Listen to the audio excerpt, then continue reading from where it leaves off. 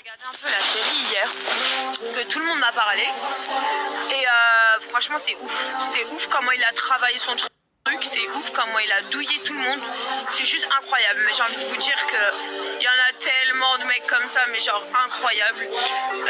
Comment vous dire que elles m'ont fait tellement de la peine.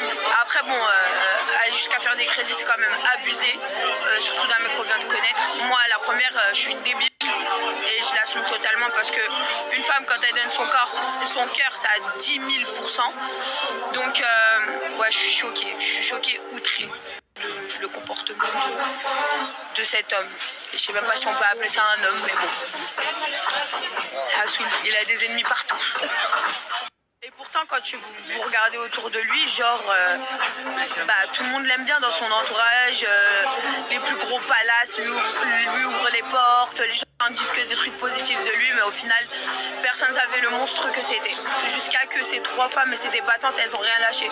Et pourtant, elles l'ont même dit, elles l'ont mis sur les réseaux sociaux, elles se sont fait descendre, mais elles ont continué et elles n'ont pas eu forcément justice parce qu'à la fin du reportage, ils disent qu'ils n'ont pas été remboursés et qu'il a fait que 5 mois de prison. Déjà, je trouve ça tellement outrant de ouf. C'est genre, je suis choquée. Mais au moins, elles ont eu justice. Il a fait quand même une peine, une mini peine. Mais il aurait dû prendre beaucoup plus. Donc voilà les meufs, juste pour vous dire, faites attention et que en vrai ce sera pas le premier, ce sera pas le dernier. Il se passe des cas comme ça tous les jours. Moi ce qui m'a choqué c'est surtout qu'il lui a envoyé des mecs à la 3e se faire gonfler. C'est choquant en fait, c'est choquant. Et dans tout le reportage, vous savez, c'est laquelle que je kiffe le plus? Elle, la dernière, quand elle vend les sapos, elle a tout gagné. Elle a pris toutes ses affaires, elle a dit j'ai vendu. Elle a bien fait sur ma vie, parce qu'au final, elle a un peu apaisé son cœur, parce que vous savez même pas à quel point c'est dur de se rendre compte que vous avez aimé une personne et qu'en fait elle vous a juste utilisé.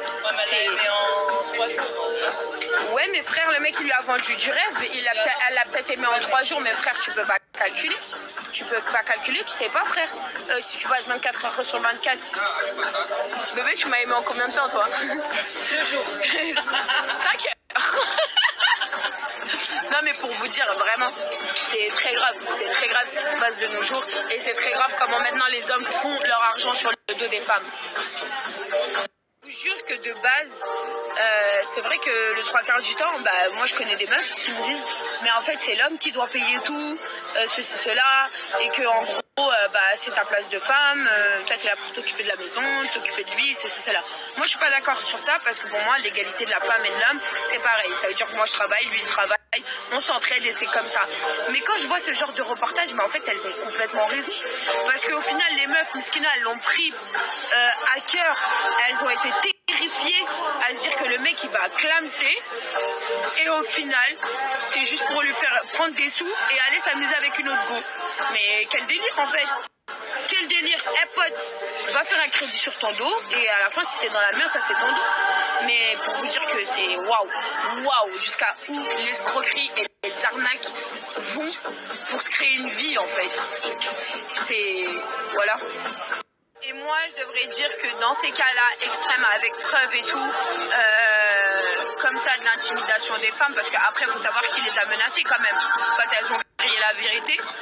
Moi, je dis que je comprends pas pourquoi les lois ne font pas que ces personnes-là soient punies par la loi, en fait. Ça devrait être puni et avoir une limite de l'emprisonnement. Parce que c'est incroyable. Après je dis pas, il y a des meufs c'est les pires cas, il y a des meufs c'est des arnaqueuses de ouf, il y a des meufs c'est des michetonneuses de ouf, et c'est le même cas pour tout le monde. Je pense que la michetonnerie et comment on appelle ça quand tu joues abus de confiance devrait être puni par la loi en fait. Parce que